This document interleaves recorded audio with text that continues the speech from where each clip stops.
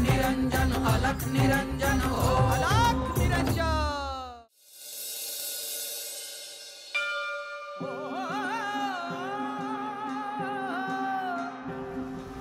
भस्मांकित शिव आदेश अलख निरंजन। कुंड सिद्ध योगी वितरागी धग धगते तेज कुंड सज्जनासी संजीवन दुरितांचे निर्दालन जगदोद्धारास्तव जणू प्रकटति नवनारायण। सृष्टीच्या स्पंदनात काळाच्या मंथनात दुम दुम तो दुम दुम तो दुम दुम तो दुम दुम तो एक नाद व्यापुनी ये जालिंदर ये अलख निरंजन अलख निरंजन अलख निरंजन हो अलख निरंजन अलख निरंजन अलख शुभम भवतु। अलख निरंजन अलख निरंजन अलख निरंजन हो अलख निरंजन अलख निरंजन अलख निरंजन हो अलख निरंजन। नवलांकित नवरूपात तेजोमय जणू प्रपात शुभम नवलांकित नवरूपात तेजोमय जणू प्रपात अद्भुत चैतन्य रूप विहरती चराचरात शुभम भवतु। दुम दुम तो दुम दुम तो दुम दुम तो एक नाद व्यापुनी त्रिभुवन शुभम भवतु। निरंजन अलख निरंजन हो अलख निरंजन अलख निरंजन अलख निरंजन हो ओम नमः अलख निरंजन। जालिंदरनाथ, खूप दिवसानंतर आपली सगळ्यांची एकत्र भेट होते आहे आणि मला ह्याबद्दल अमाप आनंद होतो आहे। गोरक्षनाथ, माझ्याही मनाची अवस्था तशीच झालेली आहे। गुरुदेवांचा संकेत मिळाला तक्षणी मी इकडे येण्यासाठी प्रस्थान केले। जालिंदर, आम्ही तुझीच वाट पाहत होतो। श्री दत्तप्रभूंनी आपल्या सगळ्यांना एकत्रित करण्याचा आदेश दिला आहे। होय गुरुदेव, मलाही ते जाणवलं होतं। या ठिकाणी आपण सर्व एकत्र झालो आहोत म्हणजे विलक्षण काहीतरी घडणार आहे।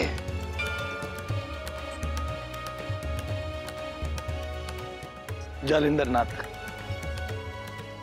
आपल्याला सगळ्यांना श्री महादेवांनी कैलासात बोलावलं आहे। म्हणजे माझा कयास खरा ठरत आहे। नक्कीच या सृष्टीच्या रहाटात बदल होईल असे मला वाटत आहे। गुरुदेव, आपण आधी आसन ग्रहण करा।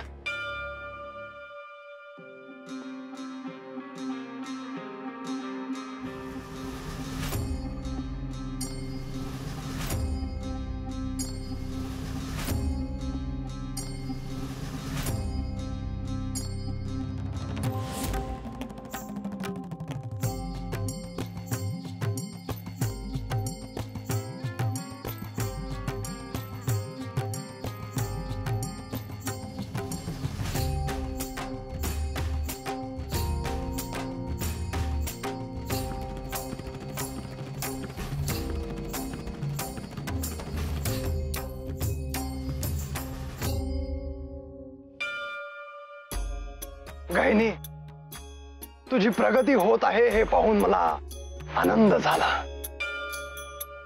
गुरुदेवांच्या सानिध्यात असल्यामुळे त्यांचा आशीर्वाद लाभत राहतो। आशीर्वाद माझे नाहीत तर साक्षात श्री महादेवांचे आहेत। आणि कैलासात आता तेच मोठी घोषणा करतील असं वाटतं। गुरुदेव, या निमित्ताने श्री महादेवांचे दर्शनही होईल। श्री दत्तगुरु, श्री महादेव यांचे बराच काळ झाला दर्शन झालेले नाही। होय, आणि या निमित्ताने पुढच्या दृष्टीने त्यांचं म्हणणं काय आहे ते देखील कळेल। गोरक्ष, जालिंदर,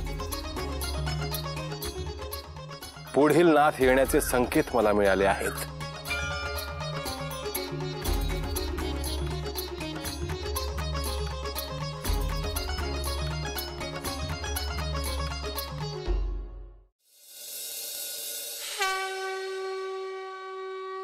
सगळे नाथ एकत्र येत आहेत. आता ते इथे येतील याची मी प्रतीक्षा करतो आहे.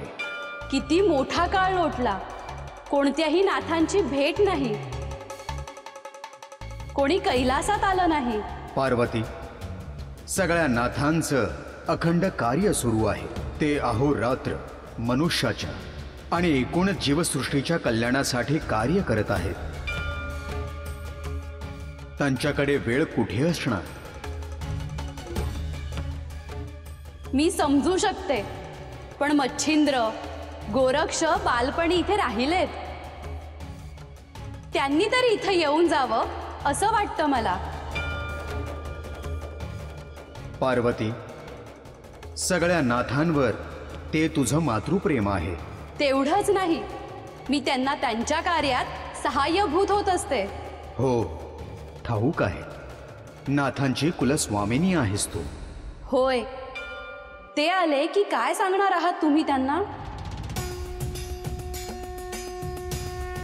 नववे नाथ कोण आहेत, कसे आहेत, त्यांचे अवतार कार्य काय आहे ते सांगायचे आहे. त्यासोबत यानंतर नाथांनी कार्य कुठे कसं करायचं आहे ते सांगायचं आहे. ह्यावेळी मी त्यांच्यासाठी अन्न तयार करेन. त्यांनी इथे भोजन करावं अशी माझी इच्छा आहे.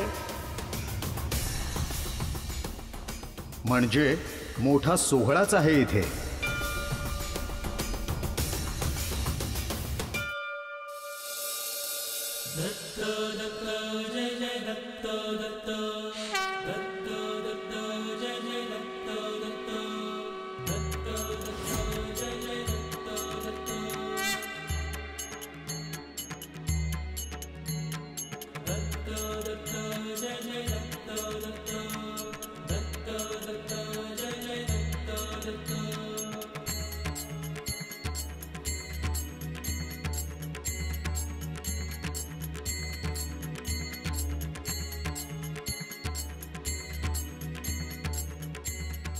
श्रीमदनंत श्री विभूषित अप्पल लक्ष्मी नरसिंह राजा जय विजयी भव दिग्विजयी भव श्रीमदखंड श्री विजयी भव.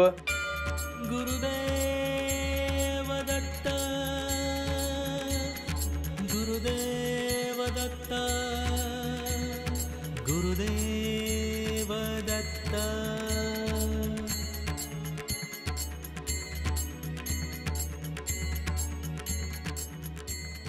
हे दत्तप्रभू, हे अनगा माते, श्रीपादनी सांगितलं तसं हे व्रत अगदी मनापासून केलंय आम्ही. वय देवा, आमच्याकडनं काही चुकलं माकलं असेल तर आम्हासनी माफ करा आणि आम्ही केलेली ही पूजा सेवा गोड मानून घ्या.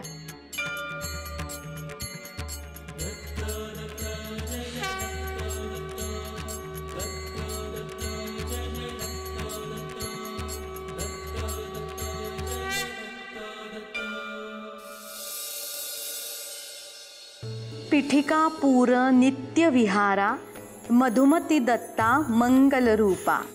जय विजयी भव दिग्विजयी भव श्रीमत्खंड श्री विजयी भव.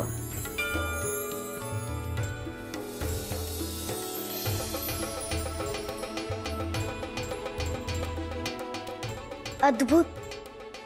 आई, तू सिद्धमंगल स्तोत्रातील शब्द किती व्यवस्थितपणे उच्चारते आहेस. तू अगदी कमी काळात ते साध्य केलं आहेस. श्रीपाद, हे स्तोत्र म्हटलं ना की मन कसं प्रसन्न होऊन जातं बघ, आणि हे स्तोत्र पुन्हा पुन्हा म्हणावंसं वाटतं. आता येत्या काही दिवसात तू बघ मी हे स्तोत्र मुखोद्गत करते की नाही ते. आई, तू ते करशील. तू इतक्या भक्तिभावाने ते म्हणते आहेस. श्रीपाद, बाळा आहेस का घरात? आजोबा या ना. माधव काका. अरे अरे, उठा तुम्ही. तुम्ही माझे पाया का पडता आहात? नाही श्रीपाद, आम्हाला तुझ्या पाया पडू दे. तू सांगितलेलं व्रत आम्ही पुरं केलंय. तू म्हणला तसंच झालं बघ. श्री दत्त गुरु आणि अनघा देवी आमच्यावर लई प्रसन्न झालेत. अगो बाई, हो का? ही तर खूप आनंदाची गोष्ट आहे. श्रीपादनी तुम्हाला हे व्रत सांगितलं म्हणजे ते सुफळ होणारच. पण तुम्हाला त्याचा प्रत्यय कसा आला? अहो जावई बापू, कित्येक दिवसापासून त्यांची सावकाराकडे असलेली जमीन यांना परत मिळाली. हो, काय सांगताय तुम्ही हे अण्णा? काय ग कल्याणी? वय ताई, चुकीच्या नोंदीमुळं त्यांनी जमीन हडप केली होती म्हण. पर इतके दिवस त्यांनी आमची जमीन कसली म्हणून त्याचा मोबदला पाठवलाय. कितीतरी धन आणि वस्तू पाठवल्यात. आणि ऋण बी माफ केलंय बघा. हे समद सिद्ध मंगल स्तोत्राच्या जपामुळं आणि अनघा देवीच्या व्रतामुळे झाले बघा. वय श्रीपाद, तू खरंच धन्य आहेस बघ. तुझ्या रूपाने साक्षात दत्तगुरूंचीच आमच्यावर कृपा झाली बघ. आता तुम्ही रोज सिद्ध मंगल स्तोत्र न चुकता अखंडपणे म्हणत जा. त्याने तुम्हाला कधीही काही कमी पडणार नाही. वय श्रीपाद, आता आम्ही यो नेम न चुकता पूर्ण करणार. वय अनघा देवीचं व्रत आम्ही कधी बी चुकवायचं नाही बघ. त्यासोबत मनातील श्रद्धा आणि हाताचे कष्ट कमी पडू देऊ नका. वय बर, चला येतो आम्ही. होय, या तुम्ही.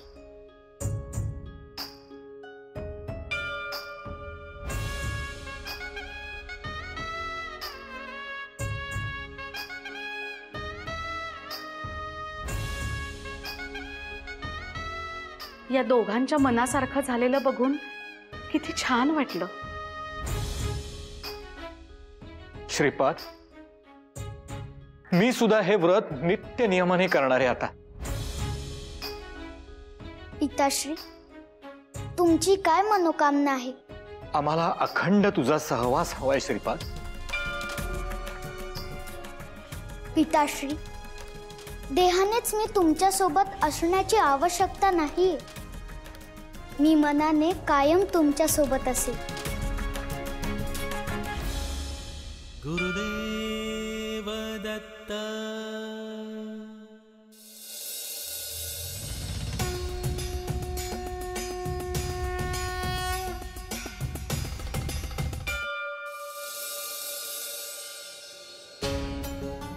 श्रीपाद, मला जरा तुझ्याशी बोलायचं होतं.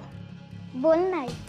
श्रीपाद, आपल्याकडे येणाऱ्या प्रत्येकाची समस्या जर तू अशा पद्धतीनं सोडवायला लागलास तर काय?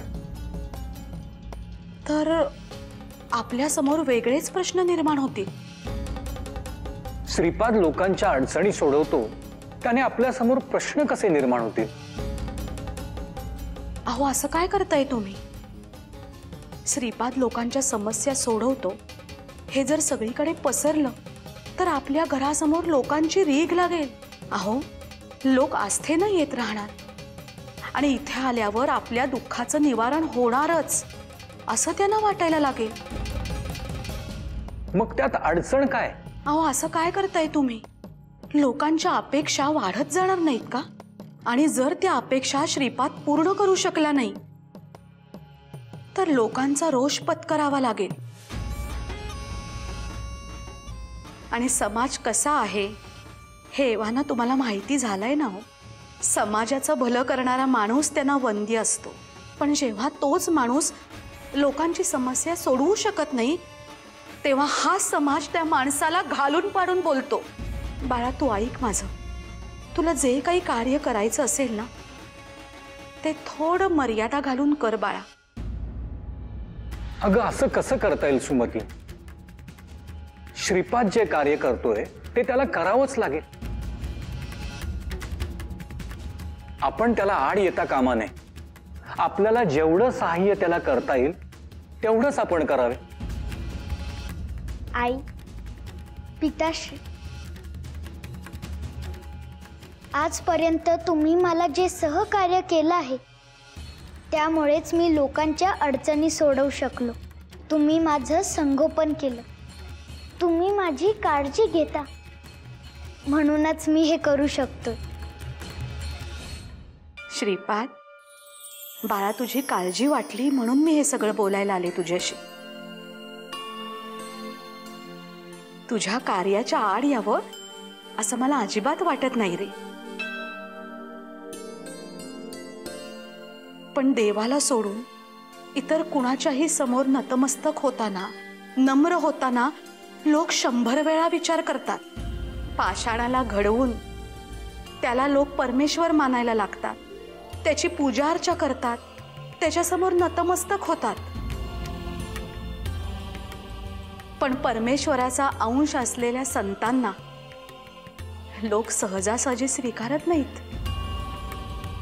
होय आई, तू जे बोलते आहे ते बरोबर आहे. पण सुमती, आपण स्वतःहून तर त्यांच्याकडे जात नाही आहोत ना, किंवा श्रीपाद तर त्यांना बोलावत नाहीये ना. जे श्रीपादला शोधत येतात त्यांच्याशीच तो बोलतो आणि त्यांनाच मदत करतो. हे अगदी सहज घडतंय. हे बघा, आपल्या समोर कोणतंही विघ्न येऊ नये एवढंच मला वाटतं. हो, आणि आलं तरी आपला श्रीपाद समर्थ आहे. तू काळजी करू नकोस.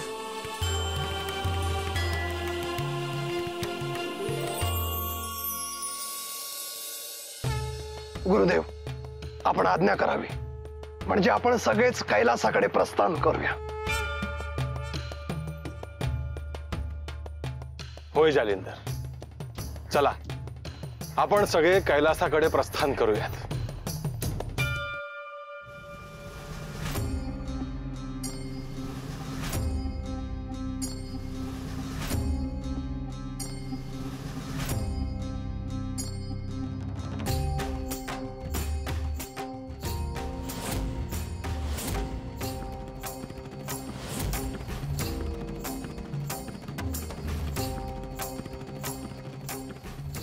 आपण सगळ्यांनी एकत्रितपणे जयघोष करायचा आहे.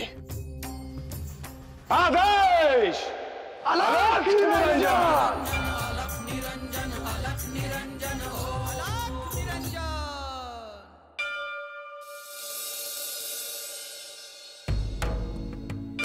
स्वामी, तुम्ही दिलेल्या संकेतानुसार सगळ्या नाथांनी कैलासाकडे येण्यास प्रस्थान केले आहे. ते कुठल्याही क्षणी इथे पोहोचतील. होय पार्वती, माझे ध्यान तिकडेच आहे. तुमचे स्वप्न होते की नवनाथ पृथ्वीवर अवतरावेत. तुम्ही म्हणालात की 9वे नाथ पृथ्वीवर अवतार घेणार आहेत. म्हणजे हे शेवटचे नाथ का? नाही पार्वती, ही परंपरा दीर्घ आणि अखंड असणार आहे. हे नवनाथ प्रमुख असतील, परंतु नाथ संप्रदायाचा खूप मोठा शिष्यगण तयार होईल. त्यांच्या अनेक शाखा, उपशाखा तयार होतील. 9 नाथांपैकी प्रत्येक नाथ म्हणजे एका वटवृक्षा समान असेल. त्याच्या अनेक शाखा घडतील आणि असा हा नाथ संप्रदाय जीवसृष्टीच्या कल्याणासाठी कार्य करत राहील. पण स्वामी, अशाने तुम्ही आणि श्री दत्त महाराजांनी नाथांना जे ज्ञान दिले आहे, जे सूत्र दिले आहे, त्याचे काय होणार? नाही पार्वती, त्या ज्ञानाला कसली क्षती पोचणार नाही. नाथ संप्रदायाचा मूळ गाभा तोच राहील, परंतु त्यासोबतच नाथ संप्रदाय वेगवेगळ्या पद्धतीने आकाराला येईल. गुरु शिष्य परंपरा हे सूत्र अवश्य पाळलं जाईल, पण त्यासोबत प्रत्येकाच्या साधनेची जगण्याची रीत वेगवेगळी होईल. अर्थात ते आवश्यक देखील आहे, कारण भविष्यात या भूमीवर मनुष्य सृष्टीचा विस्तार होईल. प्रजा वाढेल तेव्हा सगळ्यांना सामावून घेणारा, त्यांच्यासाठी कार्य करणारा एक मोठा पंथ आकाराला येणं गरजेचं आहे. ही त्याची सुरुवात आहे पार्वती.